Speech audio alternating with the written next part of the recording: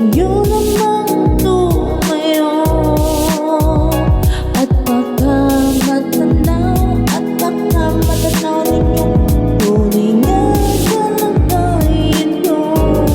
Ganito kasi naupo, nandyan po ba kayo sa loob ng malaking bahay at malawak na bakuran, mataas na pader, pinapaligiran at nakapilang mga mamahaling sasakyan, mga bantay na laging bulong ng bulong. Wala namang kasal pero marami ang nakaparo.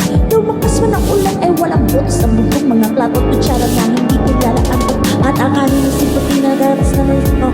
Kahit na hindi pasko sa lamesa ay may habang ang sarap siguro matira.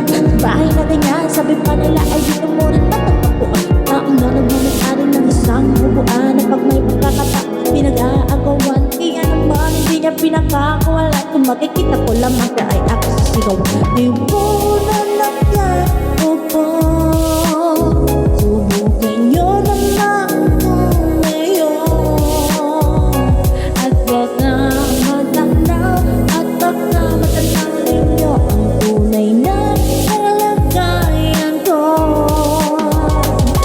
Mawalang galang na po sa taong nakaupo. Alam nyo bang patakal ng bigas namin ay di puno ang dingding ng bahay namin. Pinagtapi-tapi nga rin sa gabi ay sobrang init na tinutunaw ng yelo. Tadik tayong building upang ilagay sa inumin. Pinakulong tubig sa lumang tapo rin uloy-uloy. Gamit lamang ang panggatong na inanod sa estero na nagsisilbing kusina sa umangay aming ba. Ang aking pinay na may kayamanan isang kaldero na nagagamit lang pag ang aking ama ay sumardo.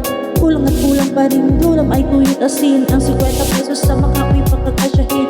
Di ko alam kung talagang maraming harang o mataas ka ang bakot o nagpupulak-pulatan lamang po kayo dahil sa dami ng pera nyo. Walang doktor na makapagpapalinaw ng mata niya. Kaya huwag kang masyadong malata patobata sa langit. Ang matama ay huwag magalit. Bato-bato sa langit. Ang matamaan ay huwag masyadong halata.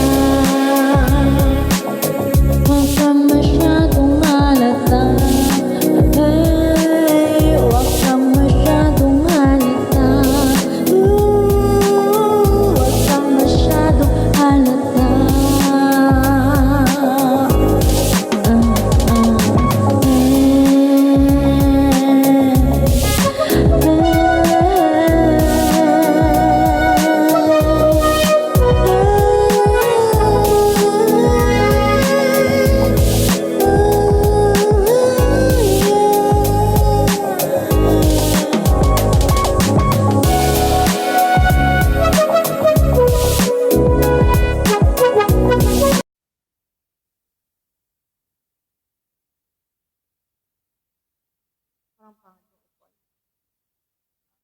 Parang pangit yung